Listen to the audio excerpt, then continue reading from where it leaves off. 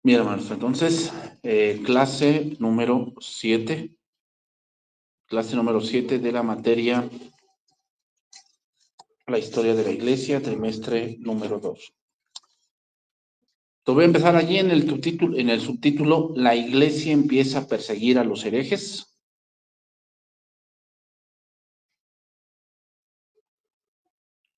Decíamos aquí, en este momento, hermanos, que estamos de la Iglesia, donde ya el Imperio Romano está decayendo, y con la decadencia del Imperio Romano, entonces, pues hace falta alguien que lidere toda la parte de Europa, ¿no? Y quien sale, pues va a salir el Papa. Entonces, en este momento, la Iglesia no torturaba o mataba a las personas, pero los emperadores, que en ese momento eran cristianos, prohibieron el culto pagano y desterraron a muchos de los líderes herejes. ¿Ok? O sea, ser un hereje, y ya lo habíamos visto en ese momento, ser hereje era que tú no compaginaras con en este caso, las doctrinas bíblicas que en ese momento se tenían. ¿Ok? Y hoy sigue significando lo mismo, hermanos. O sea, ser un hereje es que ya hay ciertas doctrinas bien confeccionadas, bien estudiadas, ya hay doctrinas que no vamos a inventar el hilo negro, ya están dichas, pero, hermanos, hay muchos que aún piensan que pueden tener revelaciones extraordinarias eh, fuera de las escrituras. ¿Ok? Entonces, como dijo Pablo en Gálatas 1, si alguien nos predica un evangelio diferente, ya sea yo, un ángel del cielo, el tal sea anatema. ¿Ok, hermanos? Entonces,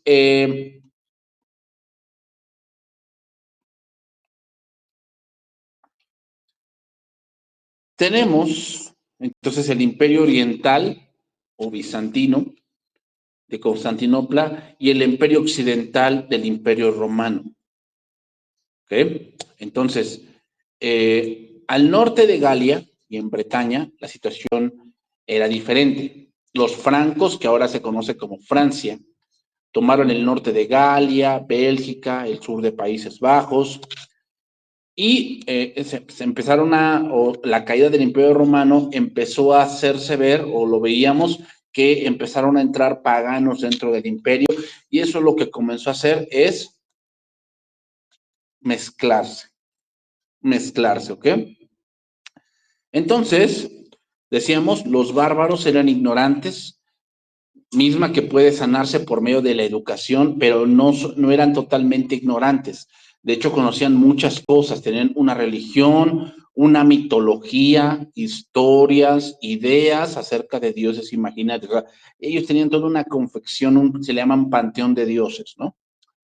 Tenían leyes, sistemas de gobierno, sabían cómo ganarse la vida, sabían cómo hacer la guerra para derrotar a los romanos, hacían canciones, historias, pero no sabían cómo leer y escribir.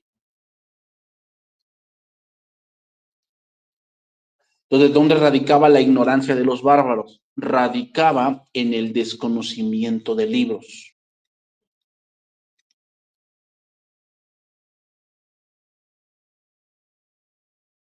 Entonces, cuando los bárbaros invadieron el imperio, destruyeron muchos libros.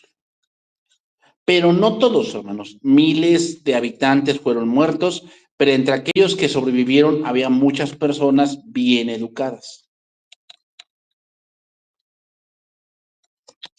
Y algunos de los hombres doctos que sobrevivieron a la invasión de los bárbaros escribieron libros en los que comunicaron a la Edad Media mucho del conocimiento del mundo antiguo.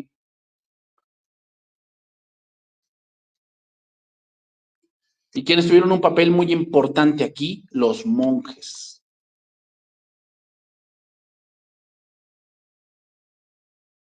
Y recuerden, hermanos, que ahorita no llegamos al tiempo de la imprenta. Todo era a mano. Todo era a mano. los monjes se dedicaban a copiar los libros sagrados. Era la única manera de conservar ciertos libros. ¿Cuál?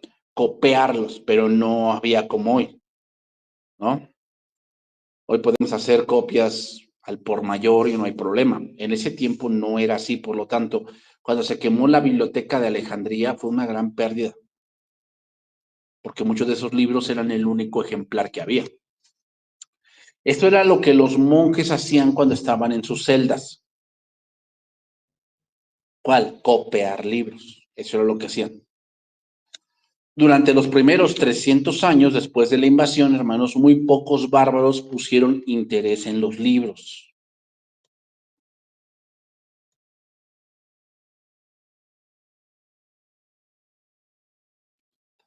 Entonces, fue el trabajo de los monjes conservar muchos de los libros que ahora conocemos y con los cuales podemos consultar la historia. Los monjes fueron un papel importante.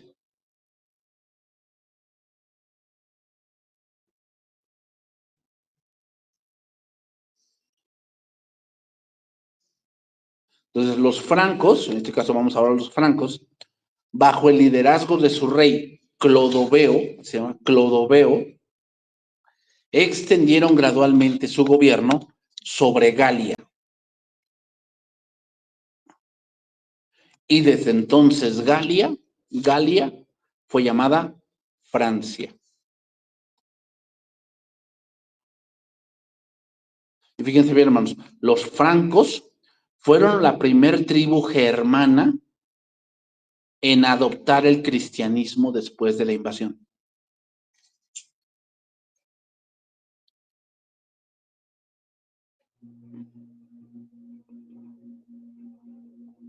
Y se dice, hermanos, que la conversión de Clodoveo es muy similar a la de Constantino, ya que en el calor de una desesperada batalla, Clodoveo vio el signo de la cruz en el cielo, como Constantino, y prometió que se volvería cristiano si ganaba esa batalla. Después de la victoria obtenida, fue bautizado junto con 3,000 de sus guerreros en el año 496 después de Cristo en la ciudad de Remis.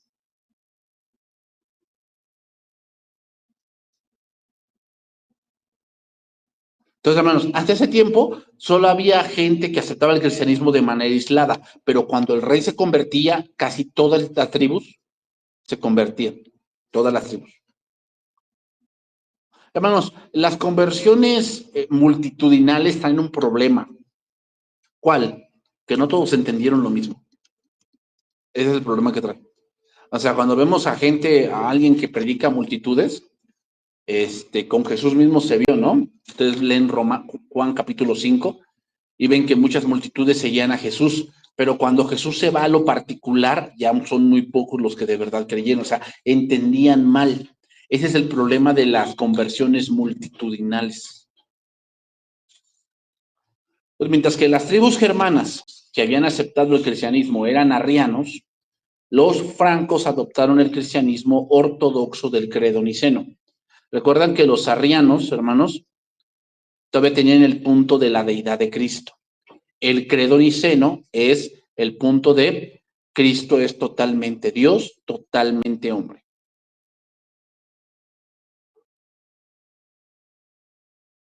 Esto que provocó que las tribus o los francos aceptaran la autoridad de la Iglesia Católica Romana, que había prevalecido en el imperio.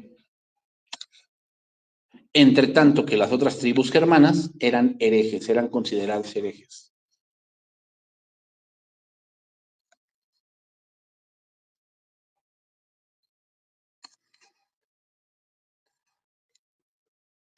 Antes, hermanos, de la caída del imperio de Occidente, ¿cuál es el imperio de Occidente?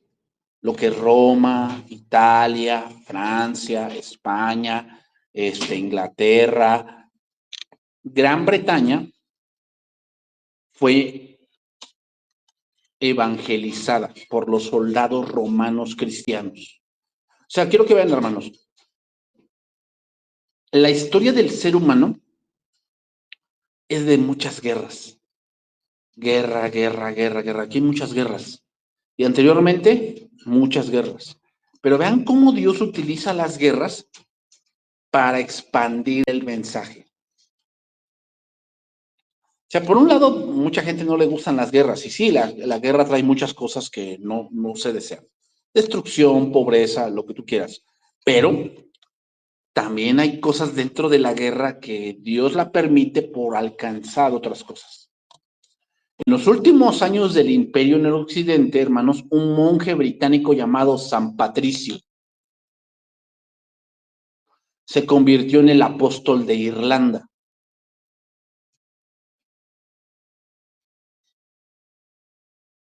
Y por el año del 461, la iglesia que se formó en Irlanda estaba muy firme. Los monasterios irlandeses se volvieron famosos centros de estudios, pero debieron su más grande fama a sus actividades misioneras.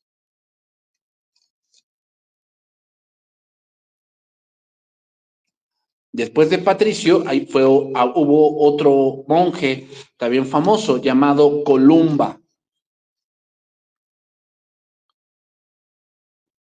el cual fundó un monasterio en la isla de Lona, cerca de Escocia. Está yendo más al norte, más al norte.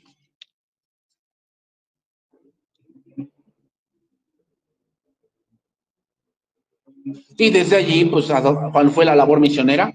Escocia, Escocia, donde se estableció una iglesia y desde allí llevaron el evangelio a los germanos. O sea, ya empezamos a hablar de Suiza, Alemania, Ucrania, Polonia, que en ese momento no existían, pero para que nos demos una idea por dónde van. Un año antes de la muerte de Columba, en el año 597, el Papa Gregorio el Grande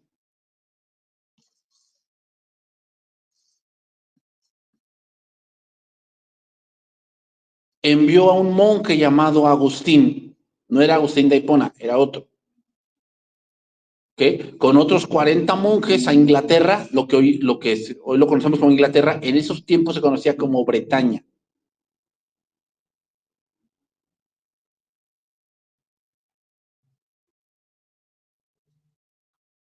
Que en ese tiempo estaba ocupada por los anglos y los sajones. En ese tiempo. Recuerden que Gran Bretaña es como una isla. Como una isla. Y se le conocía como Anglolandia o Inglaterra, por se le llama Inglaterra, de anglosajones.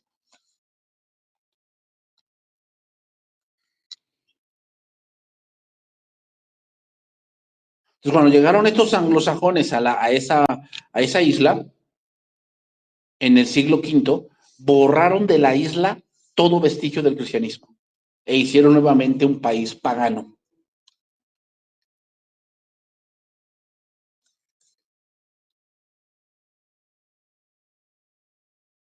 Entonces, ¿por qué el Papa Gregorio quiso nuevamente como que repoblar o reevangelizar esa isla?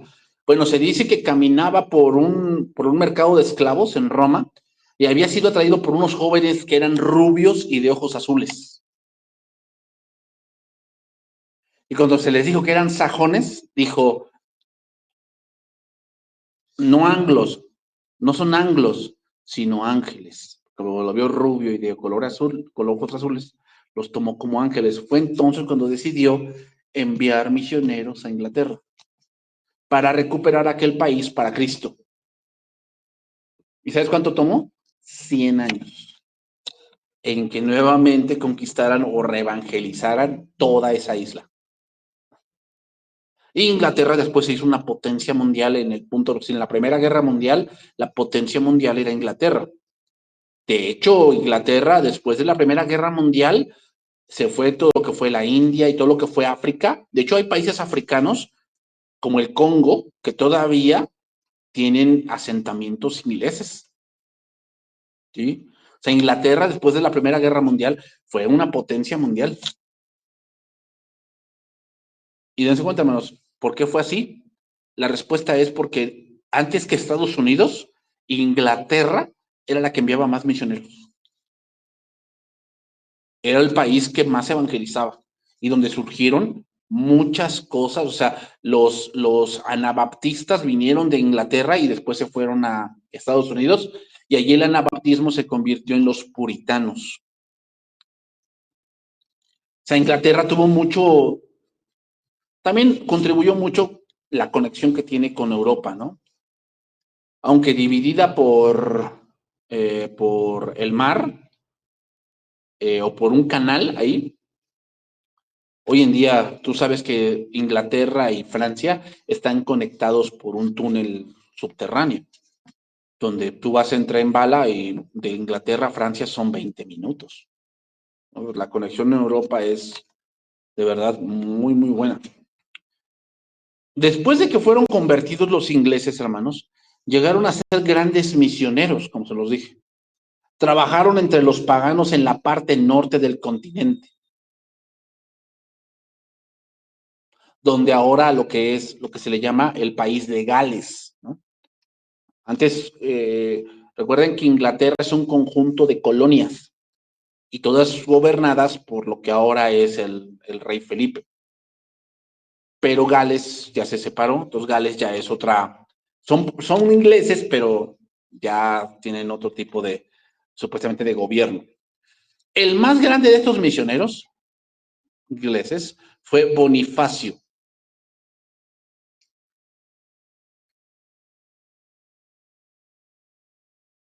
quien donde ganó más conversos, hermanos, fue en el Rin hacia Alemania. Entonces, uno de los dioses más grandes de los paganos alemanes era Thor. Thor, el dios del trueno. Y Odín. ¿Okay? Bonifacio derribó un gran roble que se creía ser consagrado a aquel dios. Generalmente los paganos consagran grandes árboles, grandes monumentos, columnas, grandes árboles, cosas así. Bueno, había un gran roble que se creyera ser consagrado a aquel dios. Cuando Bonifacio derribó el roble, los paganos esperaban que Thor, el dios del trueno, le golpeara con un rayo. Y cuando vieron que no le pasó nada, abandonaron su fe en Thor y aceptaron el cristianismo.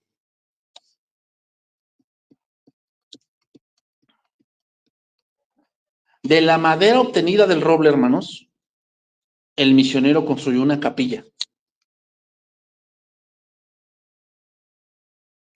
Y hasta el día de hoy, Bonifacio es conocido como el apóstol de Alemania.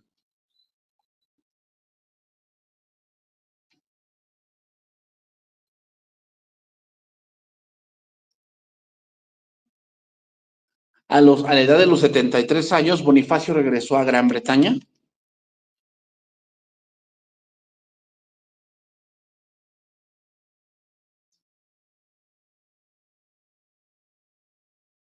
En la primera región donde él había evangelizado, llamada Frisia. Frisia, así se llamaba. Y ahí murió junto con otros 53. ¿Por quiénes? Por los frisios que no lo aceptaban bien por el mensaje que él traía. Esto sucedió en el año 754. Ya estamos por el 8º siglo, más o menos. Otro monje inglés, hermanos, vean cómo Inglaterra, ahí surgió otro. Otro inglés ahora que trabajó en los Países Bajos. ¿Por qué se le llama Países Bajos? Que no es Holanda, hermanos. Holanda es el idioma. Se le llama Países Bajos porque la mayoría del territorio de esa región está bajo el agua. ¿Qué se ha hecho? Diques. Como Venecia. Venecia, hermanos, es una ciudad que fue hecha a base de madera. Se hacían diques y se empezaban a clavar en el piso. Y así fue construida Venecia. Pero ¿por qué creen que Venecia cada año se está hundiendo? Y obviamente con el derretimiento de los polos, pues el agua sube. Y también una de las que están teniendo muchos problemas en esto es Ámsterdam, que es la capital de Países Bajos. Del año 690 al 739, el que fue allí el monje llamado Wilbord se llamaba,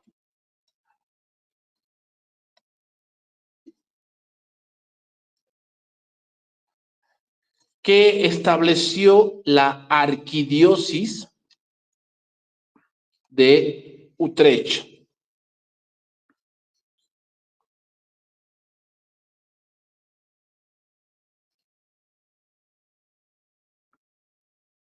Y hermanos, o sea, fue un periodo muchos hasta llegar al año 1000, más o menos. En el año 1000, casi la mayoría de Europa había sido evangelizada. Dinamarca, Noruega, Suecia, Rusia, casi la mayoría había sido evangelizada. Pero eso trae otro problema. ¿Cómo gobernarlos? ¿No? ¿Cómo gobernarlos? Ya la Iglesia Católica Romana era más grande que aún el Imperio Romano. Era más grande. Como subtítulo, póngale ahí. Gregorio simboliza la Iglesia medieval.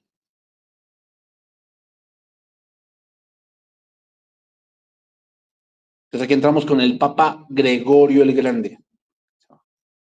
Gregorio el Grande. Que fue el primer monje en convertirse en papa en el año 590.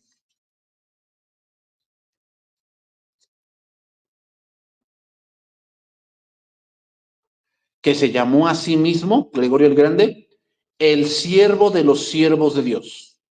Bien humilde. El siervo de los siervos de Dios. Un título, hermanos, que aún los papas el día de hoy utilizan. El siervo de los siervos de Dios.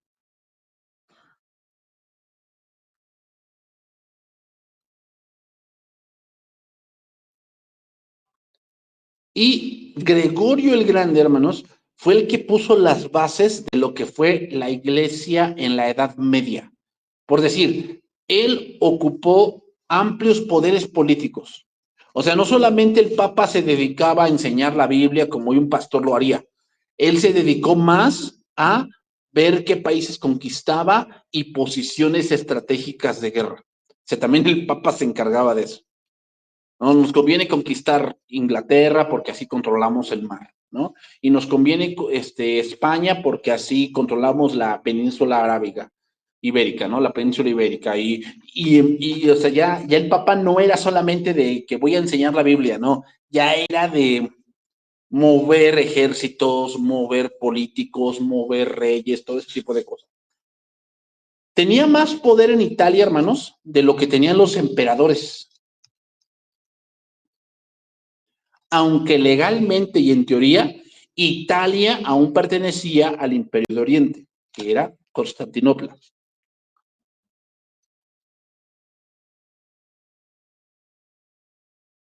Mira, te voy a decir algunas cosas que hizo Gregorio el Grande.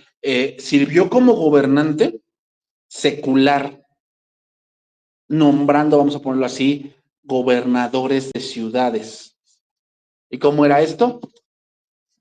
El que pagara más o parientes cercanos. Formando ejércitos,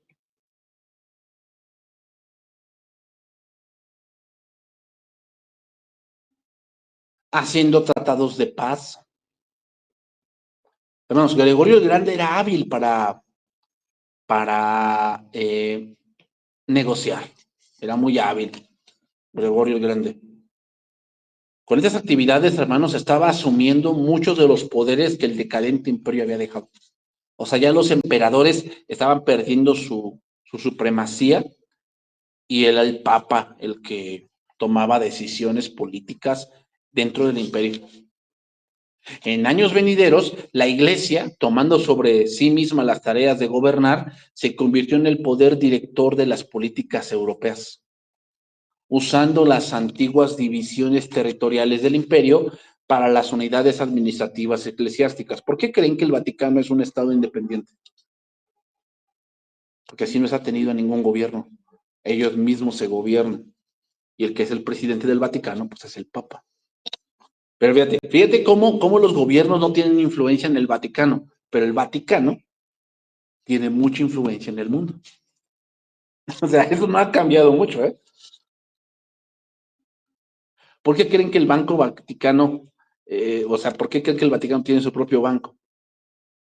Es más, hermanos, las transferencias del Vaticano no pasan por el método SWIFT. ¿Saben qué es el método SWIFT? El método SWIFT, aquí lo conocemos como SPAY. Un SPAY es una transferencia que hacemos. Entonces, cuando se transfiere, todo pasa por un servidor del Banco de México. Todo se registra, todo lo que hacemos bancariamente se registra. Bueno, Estados Unidos tiene también un banco, un servidor mucho más grande, se llama un clúster, y ahí pasan todas las transferencias mundiales, todas, menos las del Vaticano. ¿Por qué? O sea, el banco no lo va a gobernar ningún gobierno, él dicta cómo son las cosas. Entonces, la iglesia, hermanos, tomó el trabajo de la educación, del cuidado de los pobres y del mantenimiento de la apariencia de justicia y de no haber hecho esto la iglesia. Europa hubiera experimentado un oscurantismo más profundo del que experimentó. O sea, vean cómo la iglesia empieza a tomar el arte, la educación, la Biblia, la política, todo lo empieza a administrar la iglesia. Ellos decían que lo querían hacer así para que si otra vez los volvían a invadir los bárbaros, no hicieran lo mismo, perder conocimiento, sino que el conocimiento se centrara solamente en la iglesia. Por lo tanto, cualquier monje que fuera a cualquier lugar llevaría ese conocimiento. Podemos objetar, hermanos, los métodos usados o el tipo de trabajo realizado, pero no podemos olvidar que la iglesia rindió un servicio sumamente valioso a la civilización. O sea, parte también del evangelismo que se hacía, no solamente era llevar la Biblia, era llevar cómo saber escribir, cómo saber leer, cómo saber pintar, cómo saber componer. O sea, los monjes no solamente enseñaban Biblia, enseñaban otro tipo de artes. Entonces, sí, como que no está bien, hermanos, que todo se centralice en una persona, no está bien eso. ¿Por qué? Porque imagínense que cuando esa persona se vuelva mala, pues todo se va a ir a la pudredumbre, ¿no? O sea, no está bien, hermanos. Pero, pues también eso Dios lo ocupó para expandir más el conocimiento. El Papa Gregorio el Grande, que es el cual estamos, apoyó fuertemente el reclamo del obispo de Roma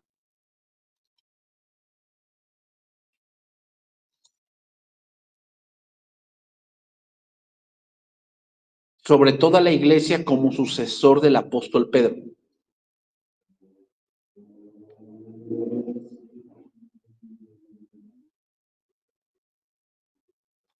Y como lo decimos, gracias a Gregorio el Grande, él fue el que mandó misioneros allá para conquistar Gran Bretaña, Francia, España, y ya vimos, ¿no? Alemania, Escocia, Dinamarca, Países Bajos, toda esa parte, Gregorio contribuyó mucho en eso, y a él se le atribuye la música eclesiástica conocida como el canto gregoriano,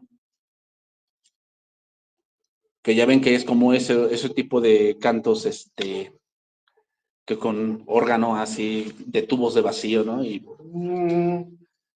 a él se le atribuye ese tipo de canto, se llama canto gregoriano. Gregorio enseñó algunas cosas. Voy a decir 3 cosas que él enseñó que como que han trascendido mucho. Número 1, la transubstanciación de la cena del Señor. O sea, él argumentaba que la cena del Señor sí era nuevamente el sacrificio de Cristo. Y eso se le llama transubstanciación. Que también los santos nos pueden ser de ayuda. Esto lo dijo Gregorio el Grande. ¿No? O sea, sí, Cristo es el mediador, pero también los santos nos pueden ser de ayuda. Y también otra cosa, que sí existe el purgatorio. Eso fue de Gregorio el Grande.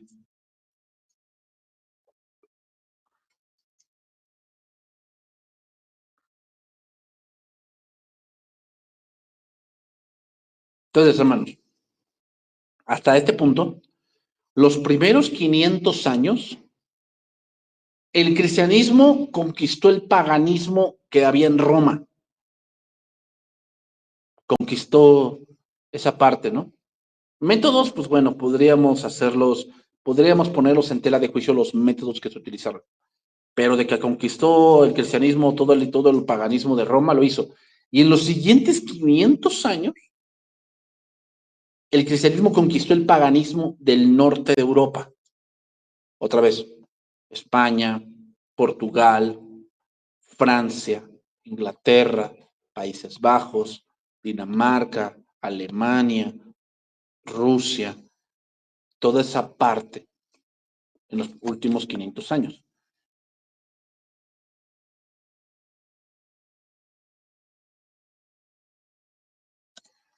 Y mientras, hermanos, se libraba esta batalla de evangelizar, la iglesia por dentro estaba librando también muchos cambios a los cuales vamos a entrar ahora.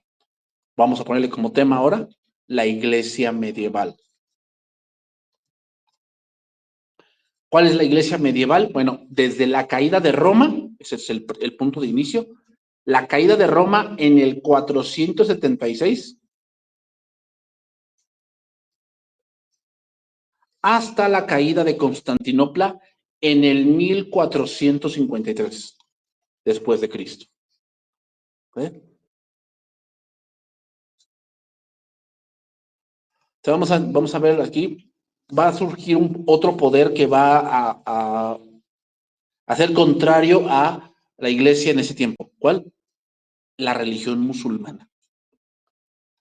Y hoy la religión musulmana es una de las 3 más fuertes del mundo, ¿no? Las 3 religiones más fuertes del mundo son la católica, la musulmana y la cristiana. O sea, y ahí se va con los musulmanes, los judíos. Ahí van más o menos, ¿no?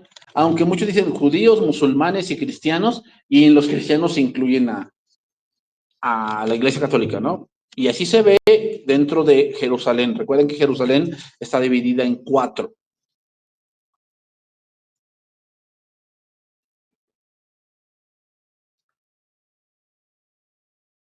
Entonces nos vamos a centrar un poco, recuerden que la iglesia también se divide junto con el Imperio Romano, occidental, Italia o Roma, oriental, Constantinopla. Entonces nos vamos a enfocar más en la iglesia occidental.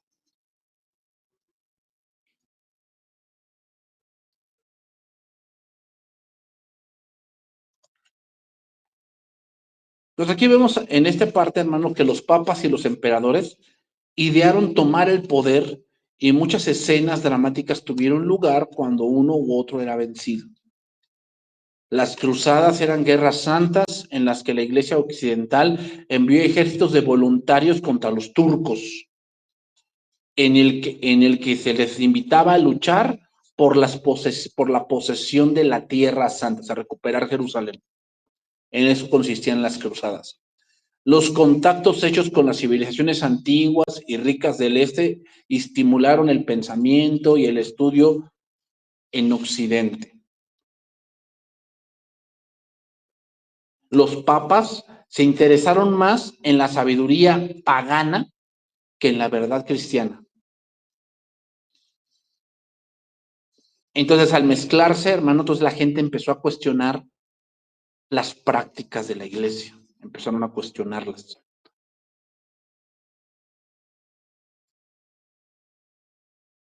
Y aquí se estaba gestando que pensamientos de una reforma. O sea, la iglesia empezó a abandonar muchas cosas, muchas cosas. ¿Por qué? Pues por motivos egoístas, ¿no? Ya saben, poder, dinero, posición, todo ese tipo de cosas. Entonces, la iglesia empezó a perder territorio, empezó a perder territorio. La parte oriental del imperio escapó a la invasión bárbara y por algún tiempo disfrutó de relativa paz. Pero por 50 años, hermanos, después de la destrucción del imperio en Occidente, la parte oriental tuvo que luchar por su vida. Al principio se mantuvo ocupada luchando contra las tribus germánicas y después de esto terminó el emperador Justiano, estuvo en la posibilidad de reconquistar Italia.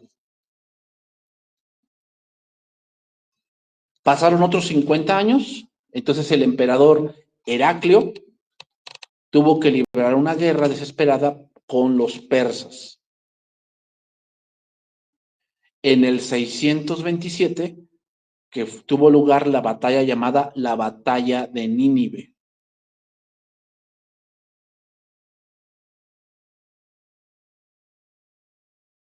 Donde fue salvado el imperio oriental, o sea, Constantinopla, del imperio persa.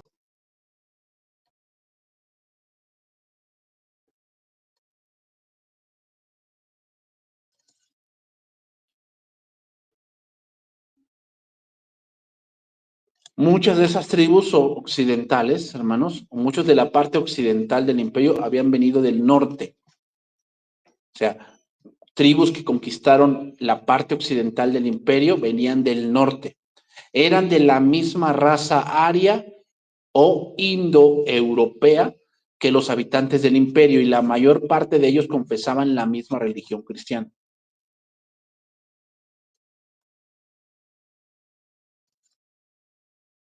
Y ahí vinieron quienes, los árabes también. Los conquistadores árabes eran de la raza semita. ¿Por qué se les llama semita? Bueno, porque vienen de Sem, por se llama semitas, y de religión musulmana.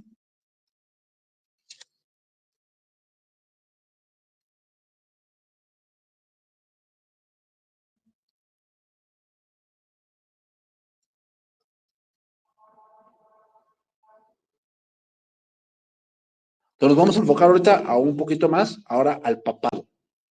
¿Cómo fue creciendo su poder en el papado?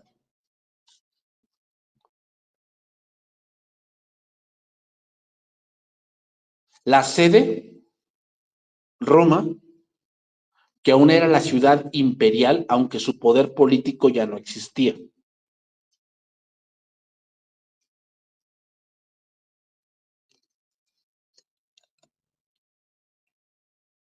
El hecho más notable, hermanos, en los 10 siglos de la Edad Media, es el desarrollo del poder papal.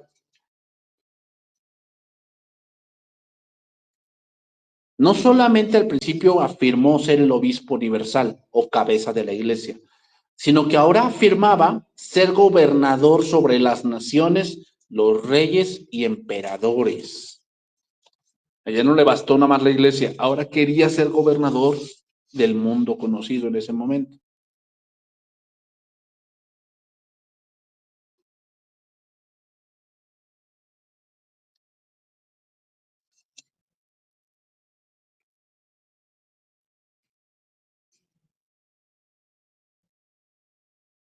Entonces, la iglesia estaba estructurada o tenía una estructura centralizada en una organización de varios obispos para determinar lo que la Biblia decía y para establecer la posición de cierta doctrina. Se recuerden que en los concilios se juntaban varios obispos y se discutía el tema. Ahora ya con el punto del Papa, sí había obispos, pero la última palabra la tenía el Papa.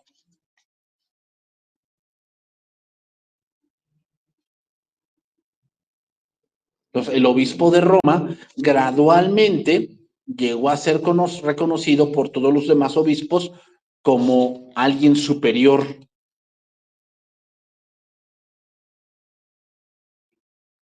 Y en el año 461 fue el año en que León I murió. León I murió y el papado fue totalmente establecido.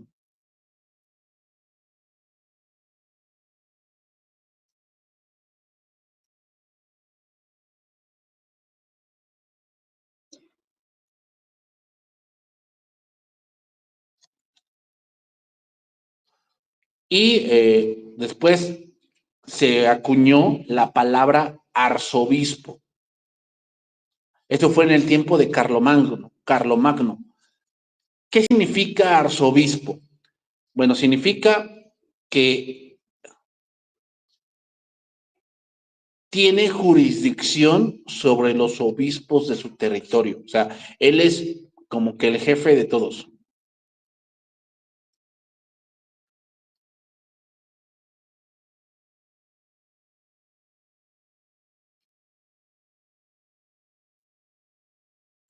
Por decir, en muchas denominaciones, por decir la reformada o la presbiteriana, pues esto no existe. O sea, el hecho de que alguien tenga una iglesia más grande que otro que tiene una pequeña, no significa que él tiene más autoridad que el otro. Pero dentro de la católica sí es así.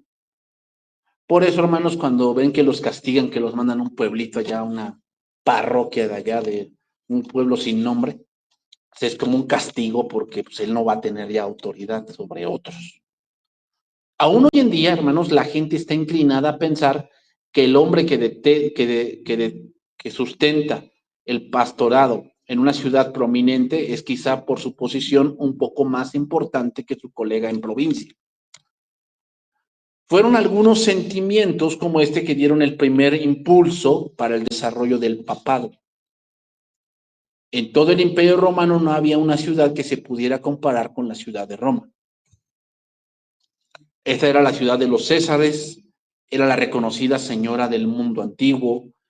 El enorme e inigualable prestigio de la ciudad dio lustre al hombre que era obispo de la iglesia en ella, un lustre que ningún otro obispo tenía.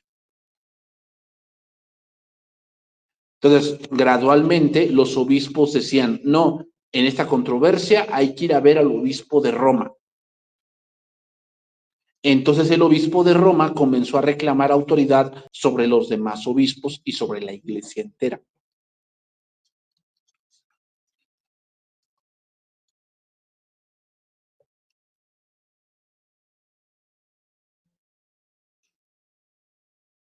Entonces, mencionaremos ahora algunos eventos en la historia que fortalecían el papado, algunos eventos.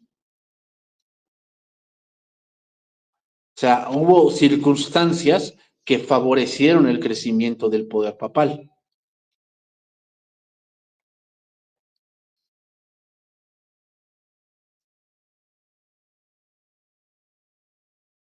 Uno de ellos, hermanos, era que los bárbaros que habían invadido Italia fueron hechizados por Roma. O sea, era tan portentosa Roma que creían que tenía poderes ocultos y que los obispos eran quienes manejaban esos poderes.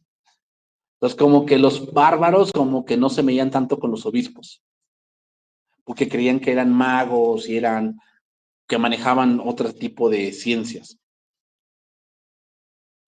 Cuando el emperador era incapaz de proteger al pueblo, el obispo desarmado en Roma había sido capaz de protegerlos en cierta medida de los peores excesos de los bárbaros.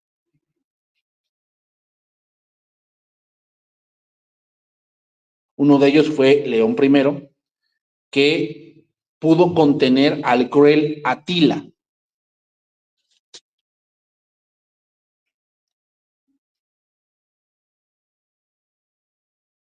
Otra cosa que impulsó el papado fue que cuando se destruyó el Imperio Romano, hermanos, ya no había emperador.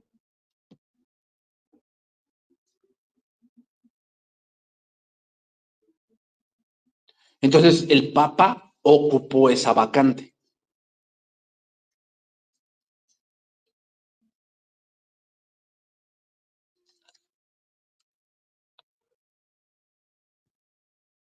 Entonces, al enviar misioneros a toda la parte del norte de Europa, ¿quién eran los misioneros a quien ponían como la referencia máxima? Al Papa.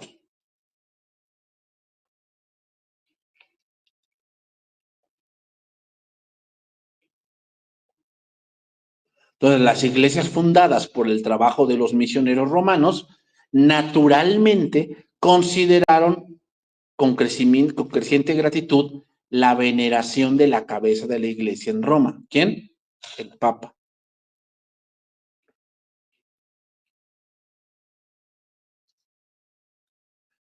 La conquista musulmana, hermanos, fue más en el oriente.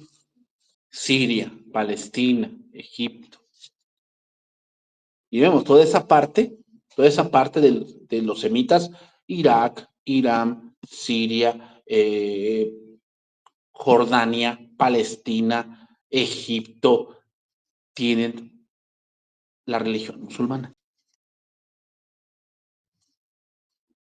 Entonces, ¿qué hizo esta invasión de los musulmanes en la parte oriental?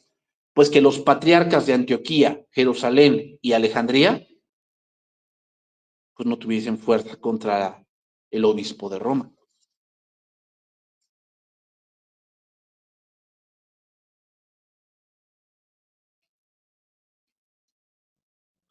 Y aunque la iglesia tuvo graves desastres, esos desastres, hermanos, trajeron más poder y autoridad a la cabeza de la iglesia en Roma. O sea, aunque cayó la parte oriental de la iglesia, la parte occidental se fue fortaleciendo más al no tener contrincantes.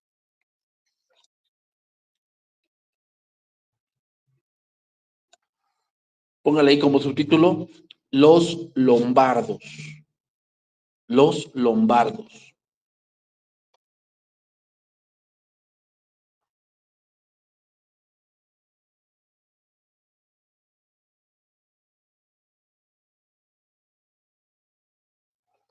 ¿Quiénes eran los lombardos, hermanos? Bueno, era una tribu germana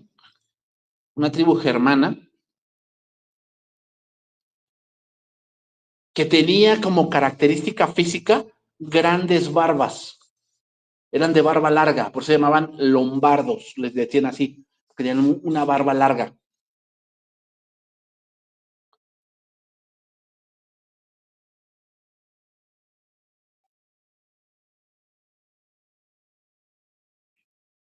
Y conquistaron una parte de Italia, la cual fue conocida como Lombardia, se llamaba Lombardia.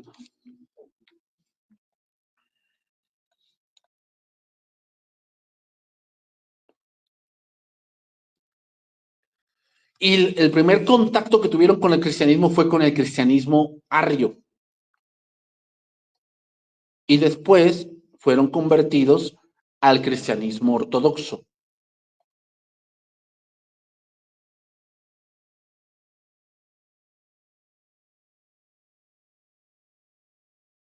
Y el Papa Gregorio I, otro papa, con anhelo por su buena voluntad, puso una corona a su rey de Lombardia. A esa corona que se le puso se le llamaba la corona de hierro, porque se creía que llevaba uno de los clavos de la cruz de Cristo.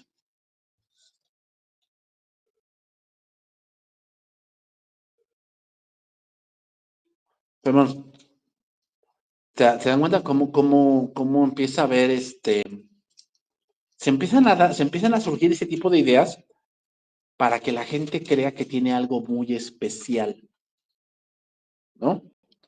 O sea, ¿ustedes creen que eso era posible? ¿Que esa corona llevaba la cruz un clavo de la cruz de Cristo? Pues no, hermanos, pero se decía eso para que el rey de los lombardos se sintiera especial. La historia de la iglesia y especialmente del papado, hermanos, se entrelazó con la historia de los lombardos y los francos. La presencia de los lombardos en Italia era una constante amenaza para los papas y en ningún momento estaban ciertos de su seguridad. Por eso le dieron esa corona, para tener la paz con ellos. Los emperadores de Constantinopla no estaban en posición de cuidar a los papas contra los lombardos. Estaban lejos y tenían sus manos más ocupadas defendiéndose de los árabes y de los musulmanes. De manera que cuando los papas eran fuertemente presionados por los lombardos, en el momento de peligro se volvían a los francos. Y fueron los lombardos los que llevaron a los papas a buscar las armas protectoras de los francos, lo que hoy es Francia. Algo de la importancia, hermanos, de la conversión del rey franco, Clodoveo, en el año 496, fue mostrado cuando los francos salvaron Europa del Islam, lo cual vamos a ver más adelante. Pero el Islam pues, ya, hoy está conquistando nuevamente Europa, pero no a base de guerra, sino a base de nacimientos. Hoy casi todo lo que es Inglaterra es musulmán. Turquía, Turquía es musulmán. Ahorita que está la guerra en Ucrania, Alemania también. El periodo de crecimiento, hermanos, del poder papal empezó con el pontificado de Gregorio I o Gregorio el Grande y llegó al apogeo con el Papa Gregorio VII, mejor conocido como el Hildebrandón, el Hildebrando.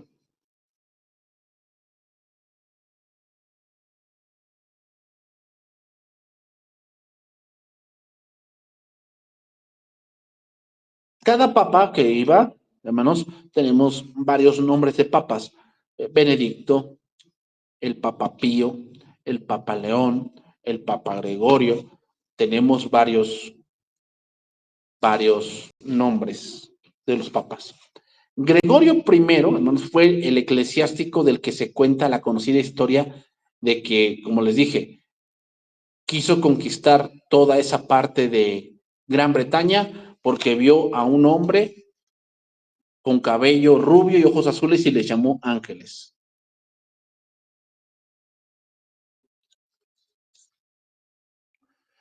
Fue el que más extendió el reino de la iglesia.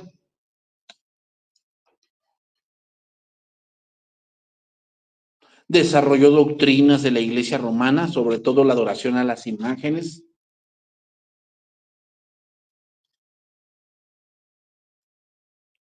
Fue un gran defensor de la vida monástica.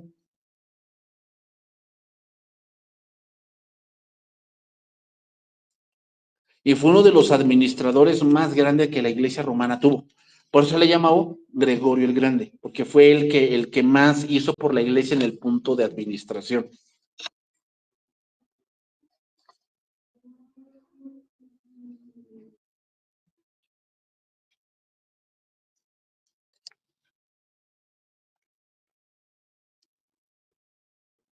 Entonces, hermanos, al crecer el papado, pues el papado empezaba a poner gobernantes, reyes. En los palacios, hermanos, se persuadió a más de un gobernante a recibir de nuevo una esposa repudiada injustamente y a observar cuanto menos la forma exterior de la decencia. O sea, todo ya era por estereotipos. Cuando había rivalidades en los gobiernos, el Papa era el que tenía la última palabra.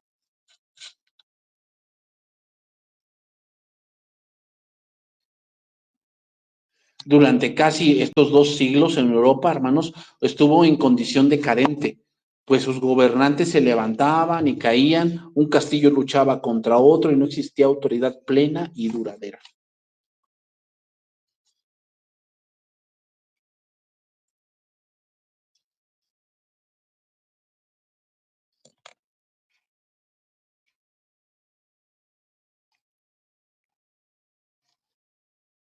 Bueno, voy terminando esta sesión con Clodoveo, rey de los francos.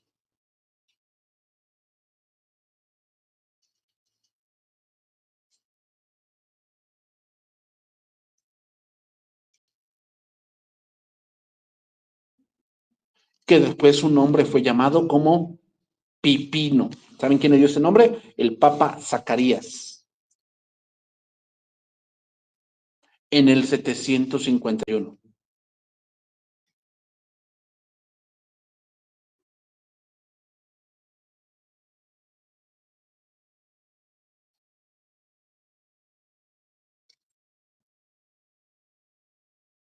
Entonces, como el Papa le dio el gobierno a Clodoveo, llamado Pipino, ahora, de que él pudiese gobernar, o sea, como que le dio su aprobación de que él tomara el poder, de esto se tomó la conclusión en tiempos posteriores de que el Papa tenía el derecho de quitar y otorgar reinos.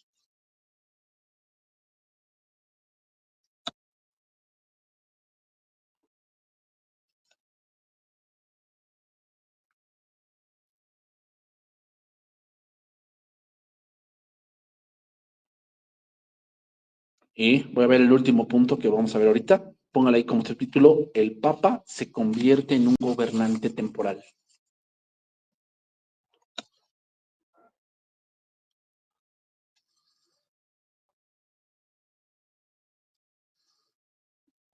Entonces, el Papa Zacarías tenía esta frase: un buen favor merece otro, ¿no? Un buen favor merece otro. Entonces, tomando esta idea, el Papa Zacarías le pidió a Pipino que a cambio le hiciera un servicio ayudándole contra los lombardos. O sea, me prestes tu ejército, vamos a sacarlos de acá, ¿no? Que seguían siendo una constante amenaza a su poder y seguridad. Pipino marchó con su ejército a Italia, luchó y derrotó a los lombardos y los obligó a entregar parte de su territorio al Papa. Y de esa manera comenzaron los estados de la Iglesia.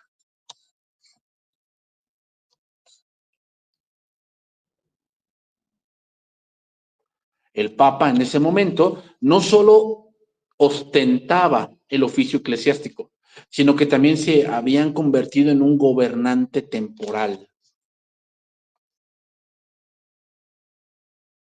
Y esto fue hasta el año de 1870.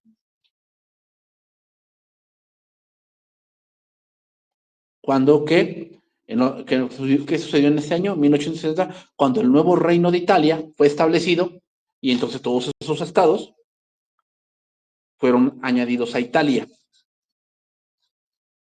Y después veremos por qué se hizo el Vaticano. ¿Okay? Ahí póngale como subtítulo para que me recuerden la siguiente clase, que ahí vamos a iniciar. Carlos se convierte en Carlomagno.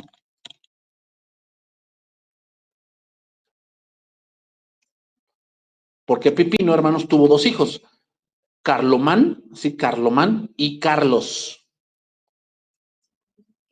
Carlomagno. Sí. Pipino tuvo dos hijos, Carlomán y Carlos. ¿Okay?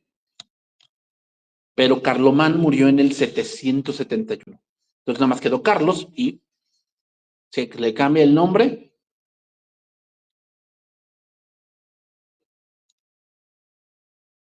Y otra vez, ¿quién fue el que le dio ese nombre? El Papa.